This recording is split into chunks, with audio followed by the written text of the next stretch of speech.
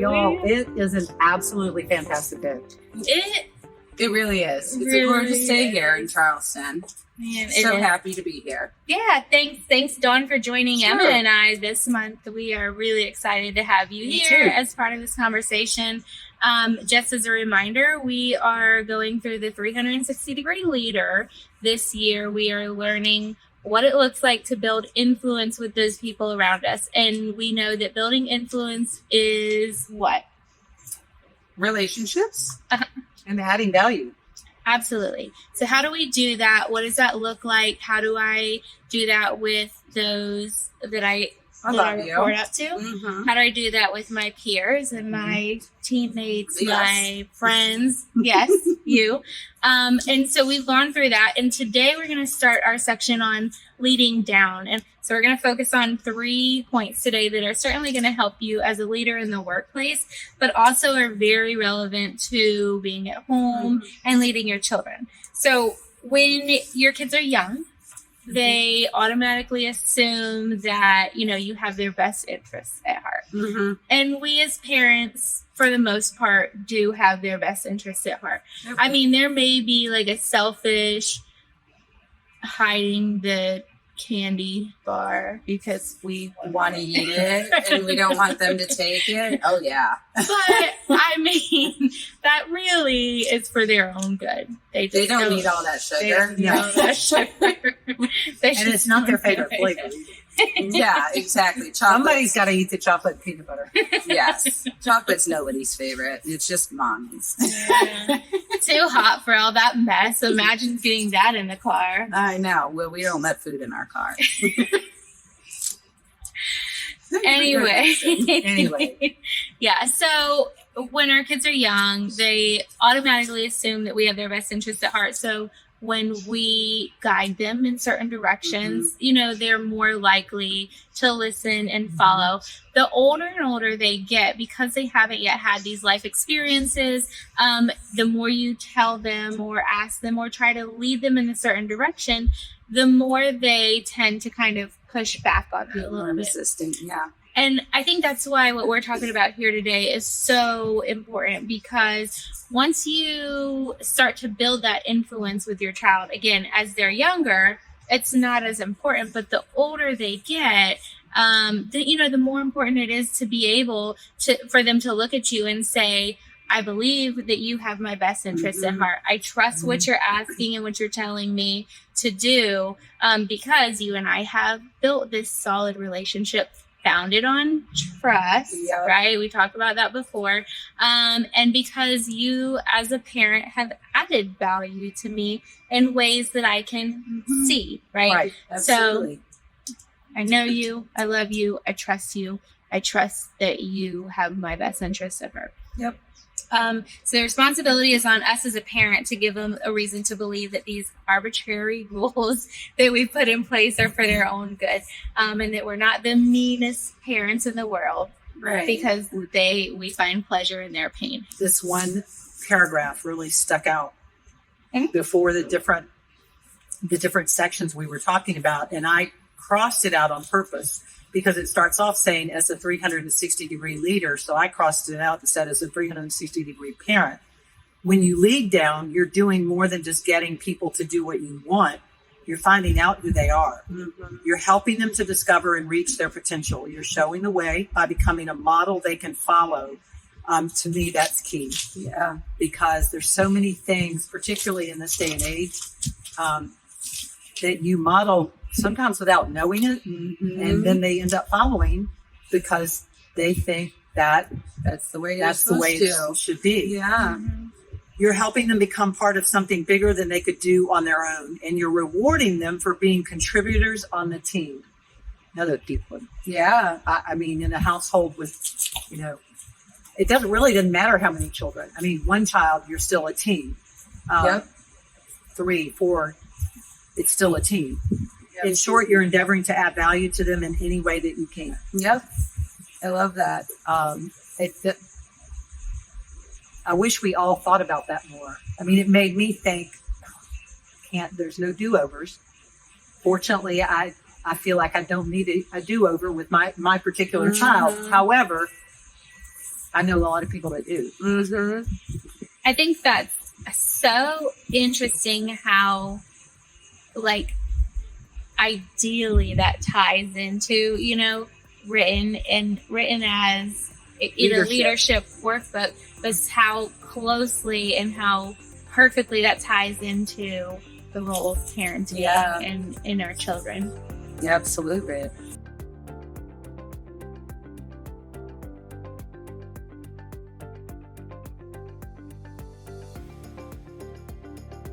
So the 3 points that we're going to talk about today are 1, walking slowly through the halls, 2, seeing everybody as a 10, and then 3, modeling the behavior you desire, which Dawn kind of just touched on just a bit. But first is walk slowly through the halls, parent style. Mm-hmm. So it's easy to guess what this means in an office environment. As a leader, you should be present. You should be talking to your people. You should be not inappropriately touching them on a regular basis and finding out about them, and not just beelining straight to your office when you get into the building. And not just talking about work either, adding in that personal touch to it as well, of, getting to know who are you and who's your family, what's your interests. So, ladies, what does this look like at home? Walk slowly through the halls, parent style. Or parent style? Oh, yeah, parent style. Parent style. Um, well, she don't care. She's not into it. No. Well, what? But our parents, our parent style. Parent style, baby. I recognize so much of me in this when I was reading, because I have always been maybe not always boundless energy, but a lot of energy and move quick. And this struck me because I'm quite sure that that's where my daughter gets her same type of go. When she was little, she would literally go and fall asleep in the middle of a sentence. Oh my gosh. And I always thought it was just her. But I think because she saw me when I kind of went back and went, it was because she saw what I was doing. I don't think that ever took away from knowing who she really was, because I was very intentional about knowing who she was, who her friends were, who, what her whole little small world was at that time. Yeah. It's so hard to do that. Like, I'm the same way, Dawn, of like, I'm constant. I'm go. Well, and then my kids are too. We have such very fast-paced schedules of, they get home from school, after school program, and it's shower, eat, bedtime. Like, we don't have any time in the day. And so I always make sure every single night, bedtime, that is our time. And I sit with them for like half an hour. We talk about their day. I slow down. I get them to slow down so I can get to know them and what happened to them today and how were things. And you don't take that time to get to know them. You're not building that connection with them. You're not building that influence with them. That's setting the foundation at a very young age for them to trust you as they get to, because your daughters. I don't think they're ever too young to start being each other. No, I don't either. The parent who spends 90% of their day staring at their phone or their computer and literally never even hearing their kids. Yeah. Or constantly saying, just a minute. Mm-hmm. I really do think eventually it takes a toll. Somewhere it takes a toll. There's that song, Cat's Cradle, yes, where they talk about that. And it's the saddest song. In the Cradle. Cats in the Cradle. Yeah. And it's so sad because it's like, if you don't spend time with them now, they're not going to want to spend time with you later. They're going to be too busy later. They're going to be too busy. And they will be too busy later. But still, if you haven't built that influence with them, then you won't even be a part of it anymore. And listen, you start establishing these beliefs, ideals, and habits at a young age. And so if you start, if at a young age you are not being present and available to them. You're just scrolling through your phone. Then when you get older, it's not impossible to flip it and make a change, but it gets harder and harder the older they get, because these are kind of established now. And so now you never paid any attention to them before, but you want to start. They're older and they look at you want like, to tell them you know, what to do. Yeah. Like, no, Certainly. I'm not going to listen to you. Mm-hmm. And then, part of walking slowly through the halls means being observant. Like, how do you understand your kids' like fears, right? Do you know their dreams? Do you know what it is that like drives them and feeds them? Because that's how we add value to them, by knowing what's important to them, what they like, what drives them. Yeah. Have you looked and saw how are they interacting with their peers and their friends? Is something siblings, is there anything going on that you can tell that by them acting different? But if you don't have a baseline for that because you've never paid attention before, it makes it a lot more difficult to do that.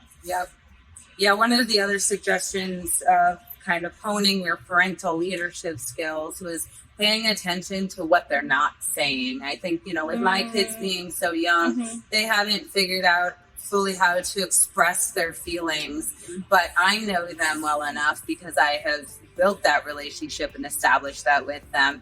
If they're being a certain way, I know something's wrong that they might not even know yet. Something is wrong. You can tell.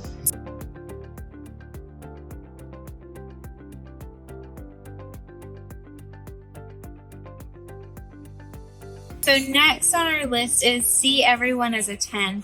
I love this one and I think it's so important, but seeing everyone as a 10, right? Nobody is perfect. Everybody, what does it look like to focus on wins instead of losses, or strengths instead of weaknesses? So what does it look like to see everyone as a 10? Parent style. Parent style.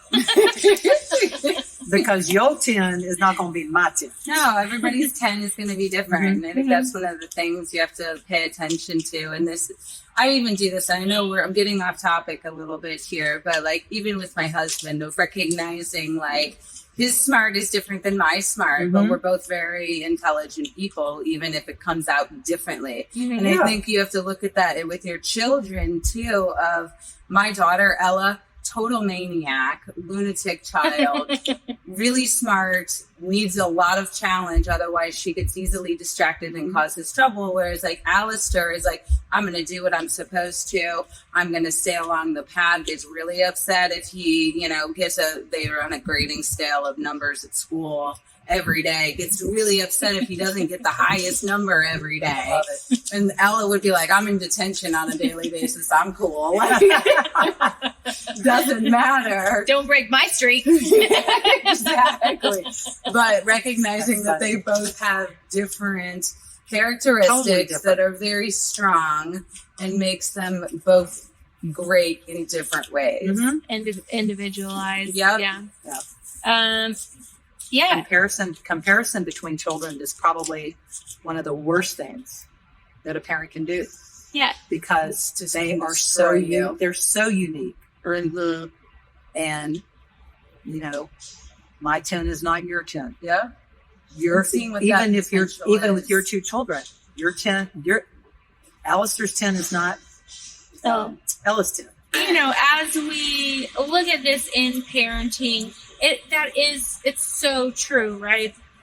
One is not necessarily better than the other, and being able to kind of like break it down and understand what is it about Emma that's special? What is it about Dawn that's special? What is it about Whitney that's special, and Ella, and Alistair? What is it that's special about them? And being able to like do whatever we can as parents to like bring that out. Yep. Bring out that potential in them and capitalize on it. Yes. Pointing out weaknesses all the time. It never does anything for a child. It doesn't do anything for an adult. It doesn't do anything for your peers or somebody that you happen to have authority over at work. If all you ever do is point out their weaknesses. No, it just makes you feel bad about yourself and that you can never Exactly. do anything right. And that's what kids say. I don't ever do anything right. And one of the things that I think is that I struggle with as a parent is, trying to build up their strengths, but not making it seem like they're really good at something they're weak at either, which I found of like, oh, you're a great soccer player. Actually, you're really bad, but you try really hard. You got a lot of energy, kid. But looking at what the positive is, And there's But not so many make them ways feel- you can talk about that. exactly. Not necessarily talk around it, but talk about it. And I mean, I can remember saying, okay, no, you didn't win that particular heat at your swim meet. But did you have a better personal Yes. record? Okay, you did better Than you did today than you did last week. Yeah. I think it certainly doesn't mean not to coach, and I think it certainly doesn't mean to try to help them improve. But I do think that it needs to be means, positive. yeah, You it need to means point out It the like, needs to be positives. positive. certainly. I mean, Yep, absolutely.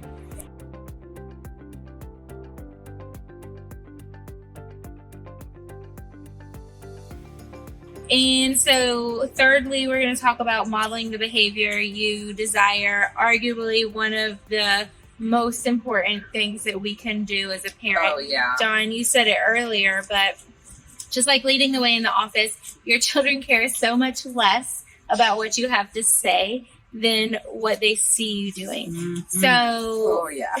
let's teach them what it means to be intentional about life. Teach them to live life with a growth and a learning mindset. Do they see you doing that? Teach them that growth doesn't happen without failure, and create an environment where failure is okay. Mhm. And it's allowed. Show them what it looks like to take responsibility for mistakes and failures, and what it looks like to use these as a growing and a learning experience. Because it doesn't matter what you say. It doesn't matter how often you say it. Nope. It matters what they see you do. Mhm. Your actions speak louder than words. And probably one of the hardest things to do as a parent is to right in front of your child admit, you know what? I was wrong. Hey, they're really sorry. Mommy is wrong. Yep. You can see Dawn and I have a mommy. Yes. No, it's just easier to. I did it. You're sitting right there. I did it with my And I know son you're this not shy.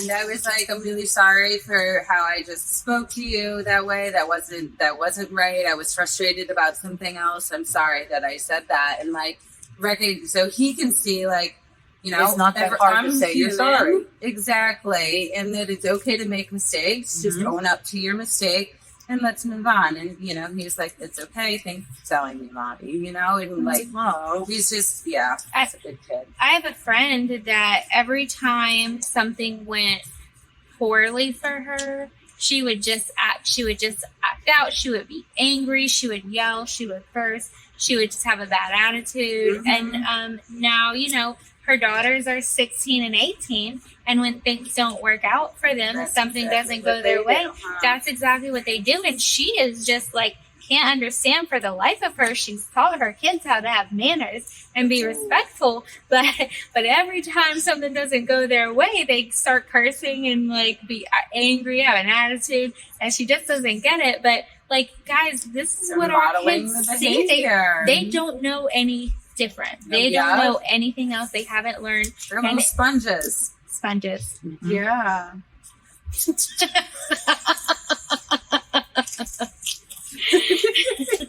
I so think one of your behavior determines the culture. It does. Yeah. Absolutely determines the culture. His example in here, I thought, was very, very spot on, and it's so true. Mhm. About, if you all haven't gotten this far or read this yet, page 236, he talks about the Cowboys, Mhm. when Tom Landry was the coach, Mhm. how everybody Mhm. referred to them as America's team, and they acted like they were America's team. And he's gone now, and the whole culture's changed. Nobody calls Dallas Cowboys America's team anymore, No. and it's not Steelers, because baby. not because of their record. It's I mean, they were called America's team just because of the culture he created. But the values that you instill, right, is what creates the culture. And so you remove those values, or you remove the culture. And so, and you act on those values as well. So you have to, as a parent, look at, do I actually follow, am I actually acting on the values that I've instilled in myself? And then am I modeling that behavior to my children? And I would say, sometimes probably not. Sometimes it's in your head. It's the words are spoken out of your mouth, but your actions aren't following suit, right? And they are your team. They are your team, and the household runs together as a team. That's the only way it works.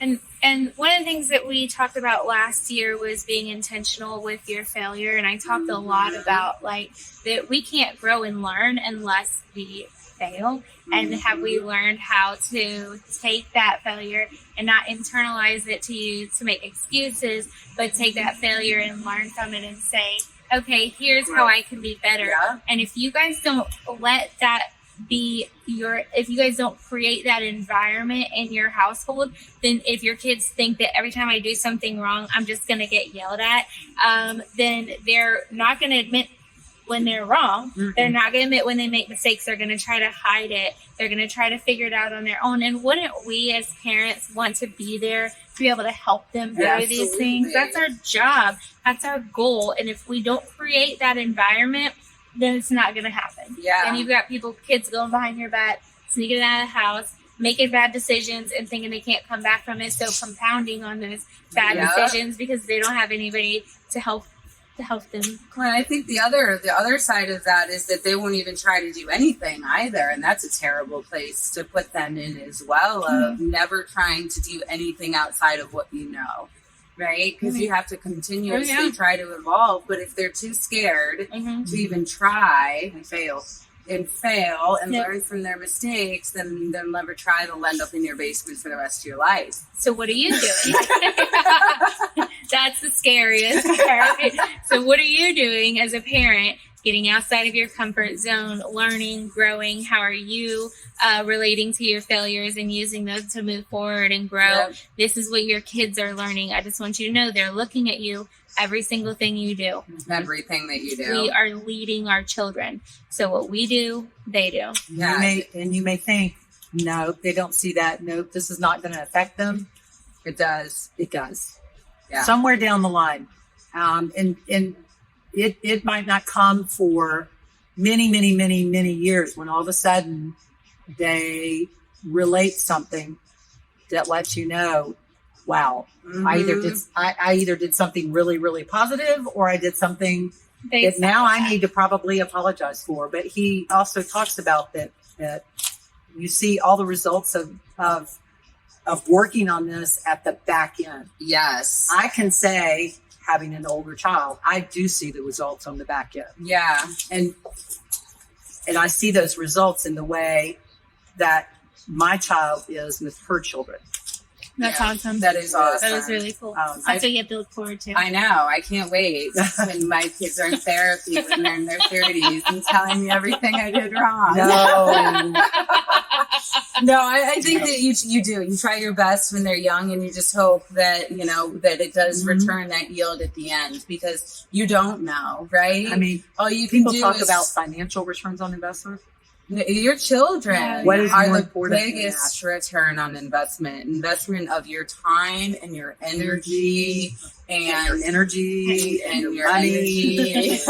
And your energy. And I think it all goes back to, right, are we being intentional about the way we parent? Yeah. Are we just going through, like going through the motions, or are we making ourselves available? Are we having tough conversations with our kids? Are we modeling what we want to see? Are we creating memories with them that they can look back at? Are we building them up instead of tearing them down constantly? Are we creating this environment? We should be, as parents, being intentional about every single one of these things as we go through life, because while it's great to build these relationships and build this influence in the workplace, the most important place that we can do it, and certainly more important, is at home. Absolutely. Very much so. Couldn't agree more. Awesome. All right. Thanks, ladies. We're out of here. Parent style. Parent style.